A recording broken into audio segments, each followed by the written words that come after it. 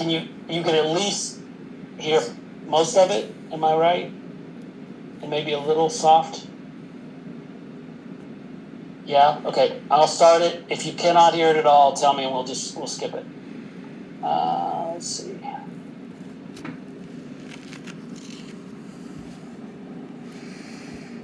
What is this one?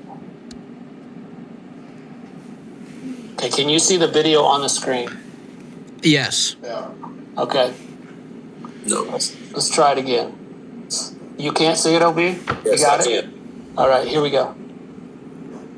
A cultural distance is a simple concept of, let's say you take a continuum that is a line and you put 0, 1, 2, 3, and 4 on it, and I put a little m next to it just to indicate missionary distance or cultural distance. The idea here is that each integer, each number, indicates one significant barrier to the meaningful communication of the gospel.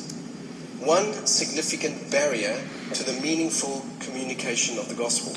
In other words, in here, there's no significant barriers to you communicating the gospel. If you're going overseas, you'll see this a bit more clearly. What would be a significant cultural barrier to the meaningful communication of the gospel? One, language is going to be the obvious one at first, right? If you have to learn a language, you have to agree that it's going to get a lot harder to communicate the gospel meaningfully.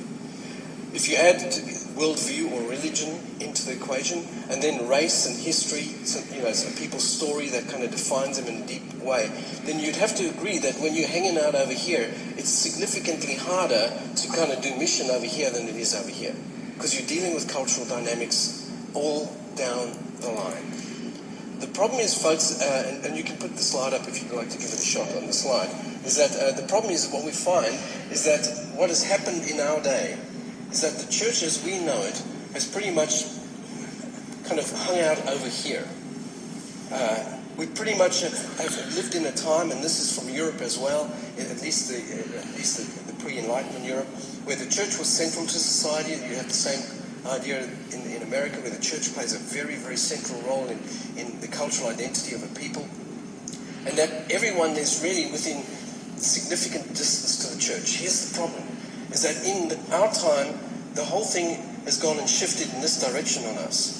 In other words, it's gotten all more complicated, partly through kind of mass immigration, but partly through what we call subculturalization. There's a whole lot of different urban tribes now. In just youth subcultures alone, there's probably 50, 60 different youth subcultures that you have to deal with. Each of them take their culture a little bit more seriously. You've got this gay subculture, the gay lesbian thing. To reach into their world is significant. It's difficult. So what we find now is that, yes, you have Jews and you have Muslims down over here, but you've got everything in between. And you've got your unchurched and your de-churched and all kinds of complication. It's got all kind of complicated in us. It's not as simple as it was before, where we were reaching between M0 and M1. Everyone follow me on here? So here's the deal, is that, and here's another thing in the fact of this, in that this is getting smaller. We know from all church statistics that church attendance is in the decline in America. It's not what it used to be. And I'll look at some of those dynamics in relationship to my country, but also you can play it out in terms of yours. This is not getting easier. The number of the church population is getting smaller.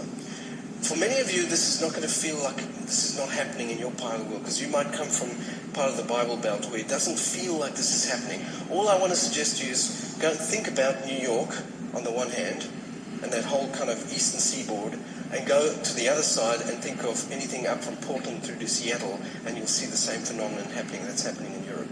Increasingly, the church is being pushed out, and it's becoming harder for the church to communicate cross-culturally in that equation. And that creates a whole lot of problems for us in the way we communicate. So one of the things that we have to learn is that all communication of the gospel now in Western settings is cross-cultural. We have to become cross-cultural missionaries again. And this is different to the way we think about church. We have to begin to think about what does it mean to take people's culture and their place seriously. Part of the problem of this